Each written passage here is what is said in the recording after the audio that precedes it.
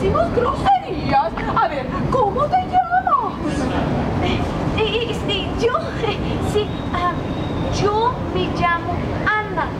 Ana es mi nombre. ¿Ana? Nadie puede tener ese nombre. Aquí todos tenemos nombres normales. No me gustan las mentiras. El niño vio los bosques. Pensó que sería bueno adentrarse, inventar historia y perderse en ellos. Y después acostarse en el pasto a escuchar esas historias.